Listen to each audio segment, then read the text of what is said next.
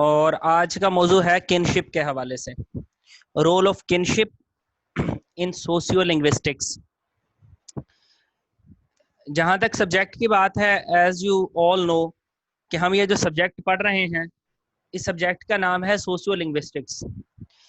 यानी कि socio linguistics का मतलब ये होता है कि behaviour of the language in a society, या try to understand language through the society, or role of the language into the society, in the society, over the society.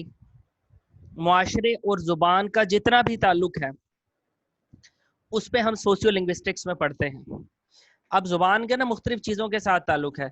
जुबान का दिमाग के साथ भी ताल्लुक है, साइको लिंग्विस्टिक्स में आ जाता है, साइकोलॉजी के साथ ताल्लुक है, लैंग्वेज एंड ब्रेन के टॉपिक में आ जाता है, साइकोलॉजी के साथ ताल्लुक हो तो साइको लिंग्विस्टिक्स में आ जाता है।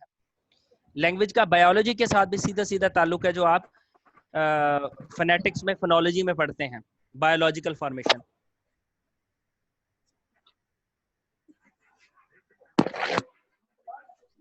लैंग्वेज का इंसानों के साथ भी ताल्लुक आ जाता है, एंथ्रोपोलॉजी में पढ़ते हैं। तो लैंग्वेज का जिस चीज के साथ रिलेशन आ जाए तो वो उसके साथ उसका ताल्लुक होता है। तो लिहाजा किसी भी सोसाइटी के अंदर जितने भी रोल्स होंगे ना लोगों के, most of the roles are performed by the language. उनमें से अक्सर रोल्स जो है ना वो लैंग्वेज के जरिए ही परफॉर्म किए जाते हैं। उन रोल्स में से एक रोल किनशिप का है। किनशिप का मतलब होता है रिश्तेदारी। यहां पर इससे मुराद होगा your blood relations in a society. अच्छा, अब जाहिरी बात तो ये है कि अब कहां पर किनशिप और कहां पर लैंग्वेज, यानी कि मुआशरे के अंदर रिश्तेदारी का ताल्लुक, रिश्तेदारी में बाय बर्थ होते हैं रिलेशंस, और बाय बर्थ रिलेशन से पहले जो सबसे ज्यादा जो इवेंट किनशिप को चलाता है उस इवेंट का नाम है मैरिज। शादी के बाद दो खानदान आपस में मिलते हैं, रिलेटिव्स बदलते हैं, आगे नस्ल इंसानी चलती है, मजीद आगे रिलेशंस बनते हैं। तो किनशिप जो है ना, खूनी रिश्तों को कहते हैं किसी भी सोसाइटी के अंदर। अच्छा, खूनी रिश्तों पर लैंग्वेज या लैंग्वेज पर ये रिश्ते किस तरह असरअंदाज होते हैं? लैंग्वेज के अंदर इन वर्ड्स इन रिश्तों के लिए कौन कौन से वर्ड्स पाए जाते हैं? ठीक है, क्योंकि वर्ड एंड कल्चर वाला टॉपिक है ना ये जो चैप्टर है स्टार्ट में वर्ड एंड कल्चर है ना, तो वर्ड का उस रिश्तेदारी के साथ क्या ताल्लुक होता है, या उस रिश्तेदारी की वजह से लैंग्वेज पर क्या असरात पड़ते हैं, उनके लिए कौन सी वोकैब इस्तेमाल होती है, और उस वोकैब के साथ कौन सा बैकग्राउंड हमारे दिमाग में सेट होता है। फॉर एग्जाम्पल, हम जनरली हम बात कर रहे होते हैं किनशिप में लैंग्वेज अपना बड़ा रोल करती है प्ले। अगर नॉर्मली किसी की बात की जा रही है तो हम उसे नॉर्मली फॉर्मल वे में रहेंगे, लेकिन अगर वही बात पेरेंट्स के बारे में की जा रही है तो हमारा लहजा और हमारा कॉन्सेप्ट टोटली बदल जाएगा। सो किनशिप सोसाइटी के अंदर किनशिप रिश्तेदारी क्या होती है, वो कैसे डेवलप होती है, और लैंग्वेज पर उसके असरात क्या होते हैं, और लैंग्वेज के उस पर असरात क्या होते हैं, लैंग्वेज पर उसके असरात क्या होते हैं, दोनों तरह से इसको देखा जाता है। ठीक है जी। अब हम आते हैं kinship is a system of social organisation. सबसे पहली बात यह है कि ये जो किनशिप है ये एक सिस्टम है, सोशल ऑर्गेनाइजेशन का है। सोसाइटी की एक तंजीम है बेस्ड ऑन रियल और प्यूटेटिव फैमिली टाइज, जिसके अंदर कुछ हकीकी कुछ गैर हकीकी फैमिली टाइज, घराने को जोड़ने वाली टाइज का जिक्र किया जाता है according to Encyclopaedia Britannica. But in sociology kinship involves more than family ties. लेकिन जब हम सोशियोलॉजी की बात करते हैं, जब हम सोसाइटी की बात करते हैं, तो इसका ताल्लुक सिर्फ फैमिली की टाइज के साथ नहीं होता, बल्कि मुआशरे के अंदर इनका टाइज के साथ टाइज मिलती हैं, टाइज के साथ टाइज मिलती हैं, ये रिश्तेदारियां बढ़ती बढ़ती चली जाती हैं। तो इसका ताल्लुक सिर्फ फैमिली के साथ नहीं है। ये वाला हिस्सा आपको बुक में नहीं मिलेगा, आपने ऐसे ही याद करना, ये नेट से लिया हुआ। अच्छा, अब सोशियो लिंग्विस्टिक्स में या किनशिप पर क्या चीजें असरअंदाज होती हैं? जेंडर, एज यानी कि सिन्फ, उम्र, जनरेशन एक नस्ल, ब्लड खून के रिश्ते, मैरिज शादी, and their organisations are involved in kinship. ये सारी चीजें किसी ना किसी तरीके से, चाहे इसमें जेंडर है, चाहे इसमें एज का कॉन्सेप्ट है, चाहे इसके अंदर जनरेशन है, पिछली जनरेशन, उससे अगली जनरेशन, फिर उससे अगली जनरेशन, ब्लड है, मैरिज है, और ऐसी ऑर्गेनाइजेशन जो है किनशिप में इन्वॉल्व होती हैं।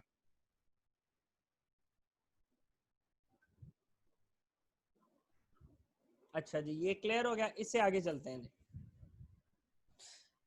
कहते कि relations like uncle, cousin, friend. इसमें से फ्रेंड सिर्फ मैंने वैसे ही लिखा, किनशिप में तो नहीं फ्रेंड आता, लेकिन लैंग्वेज के अंदर ये कुछ वर्ड्स पाए जाते हैं, मैं इसका बता रहा हूँ कि relations like uncle, cousin create confusion.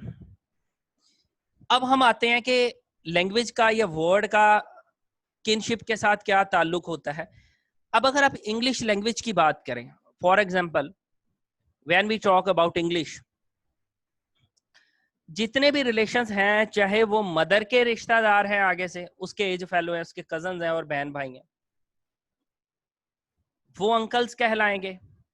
बाप के जितने मेल मेंबर्स, उसके कजन्स हैं, उसके भाई हैं, आगे उसके एज फेलो, वो सारे अंकल कहलाएंगे। कजन का कॉन्सेप्ट भी बड़ा फेमस है, मामू का बेटा, खाला का बेटा, चचा का बेटा, फूफी का बेटा, सारे कजन है, ठीक है। लेकिन असल में कजन और अंकल इंग्लिश लैंग्वेज के अंदर जो ये दो वर्ड्स हैं, ये किनशिप की सही वजाहत नहीं करते। हमें इनके साथ कुछ ना कुछ और लगाना पड़ता है, लंबी चौड़ी वजाहत करनी पड़ती है, या कॉन्टेक्स्ट में जाना पड़ता है, तब जाके हमें ये बात समझ आती है। इसके मुकाबले में if we talk about Urdu and to some extent Hindi as well, तो इन लैंग्वेजेस के अंदर क्या होगा, इन लैंग्वेजेस के अंदर आपको इन रिश्तेदारियों के लिए अलग अलग वर्ड मिलेंगे। फुफ्फो होती हैं आंटीज में, फुफ्फो कहेंगे आप, खाला कहेंगे आप, मोमानी कहेंगे आप, चची कहेंगे आप, इंग्लिश में आप आंटी कहेंगे। यानी कि उर्दू वगैरह के अंदर इस किनशिप की वजाहत करने के लिए वर्ड्स मौजूद हैं, वाइल इन इंग्लिश देयर और नॉट। इंग्लिश की हम बात करते हैं तो इंग्लिश के अंदर नहीं है। कहते हैं ऐसी बातें लैंग्वेजेस के अंदर ना कंफ्यूजन क्रिएट करती हैं। ये बात है भी कंफ्यूजन क्रिएट करने वाली, कि सिंपली सेंटेंस आप करने पूछा जाता है कि वेयर यू वर यस्टरडे, और जवाब होता है I was at my uncles house.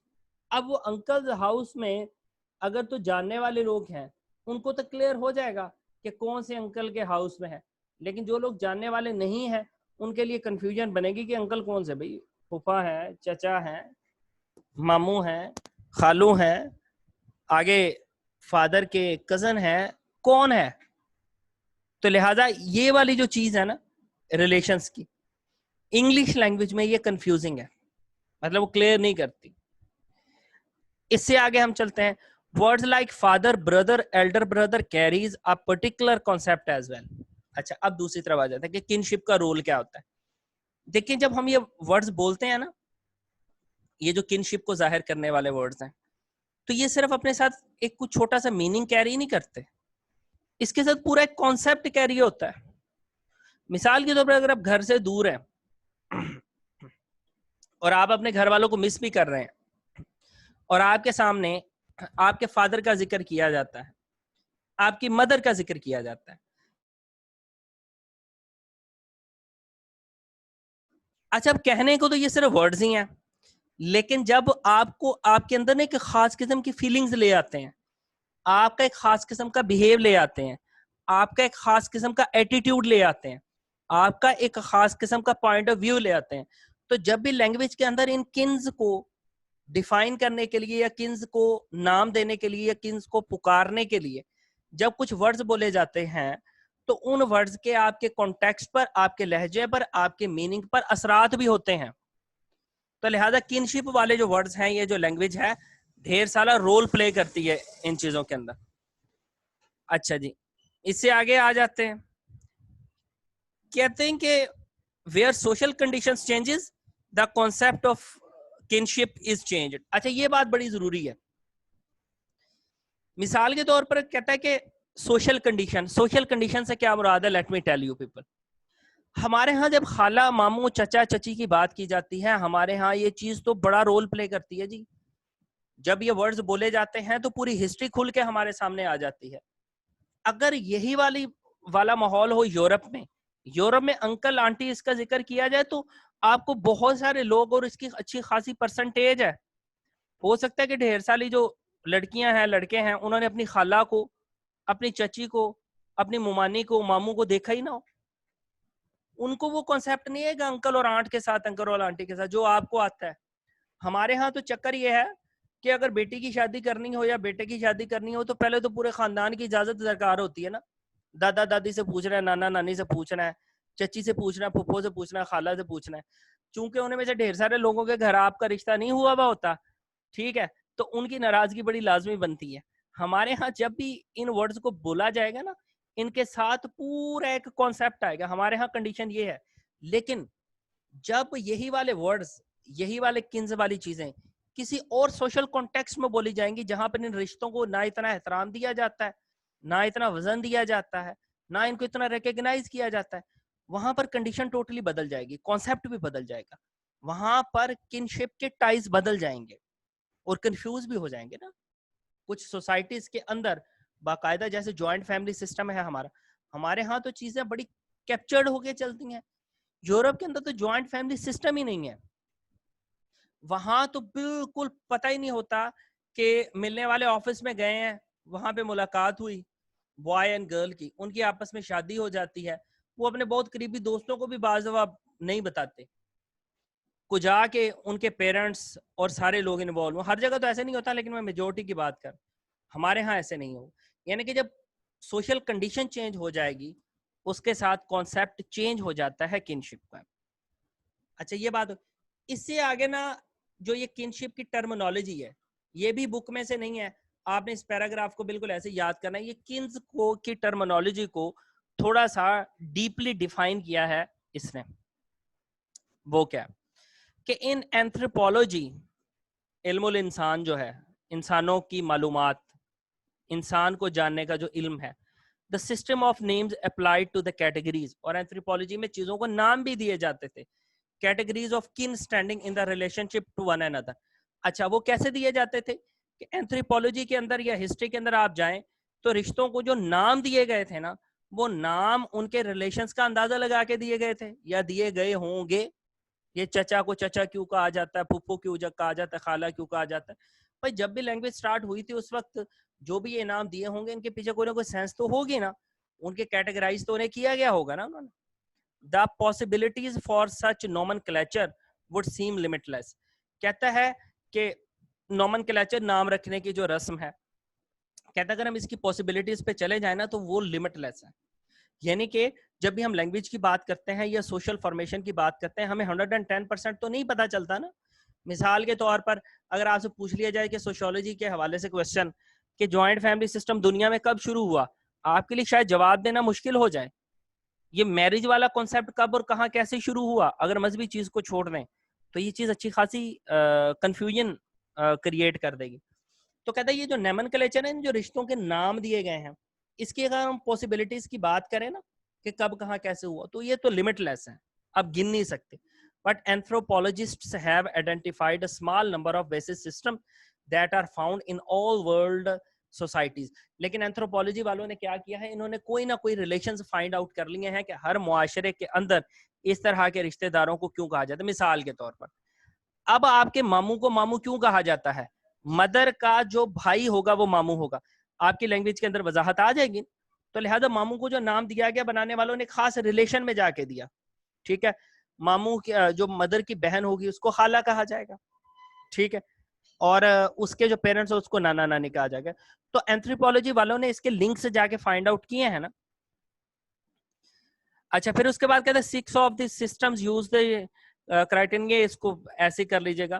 फिर इससे बाद वो कहता है कि classification kin in the same generation as ego, एक जनरेशन के अंदर ना जो सिस्टम पाया जाता है यूज क्राइटेरियन ऑफ क्लासिफिकेशन, और उन किन्स को जो क्लासिफिकेशन दी जाती है उसी जनरेशन के अंदर, उसको उसने ईगो का नाम दिया हुआ है। A given individual designed designated as terminological system that focus on egos. Parental generations have also been identified. अब जब उसको ना एक रिलेशन दे दिया जाएगा ना उस खास जनरेशन को, फिर उसका जो पेरेंटल है ना चक्कर, वो भी आपको पता। मिसाल के तौर पे जब आपको मोमूजात कह देते हैं आप किसी को, तो इसका मतलब ये होता है कि वो आपकी मदर के भाई और उनकी वाइफ का बेटा है या बेटी है मामूजात। इसी तरीके से आप इसको आगे डिफाइन करते चले जाएं तो जेनियोलॉजिकली, तो इस तरीके से आप अपने किन्स के रिलेशंस तक, उनके हवालों तक, फिर उनको जो पुकारा जाता है, उनसे जो कॉन्सेप्ट लिए जाते हैं, वहां तक आप इजीली पहुंच सकते हैं। So this is today's topic about kinship. If you people have any question you can ask.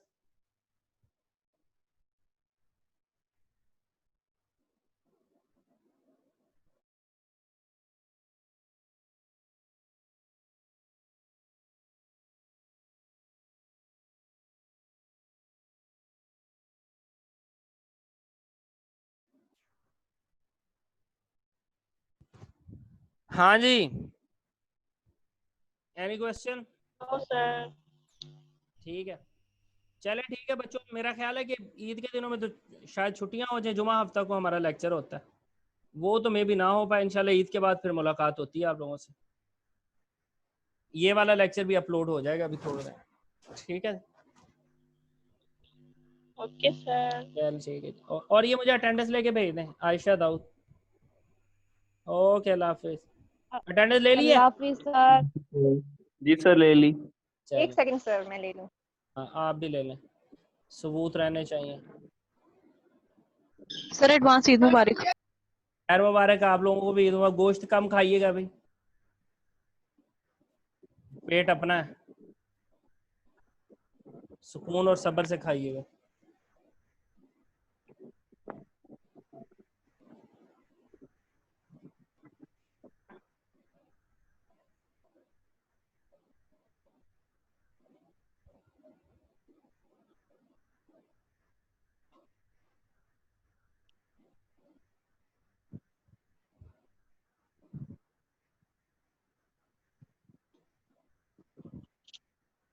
Sir ले ली भी अटेंडेंस।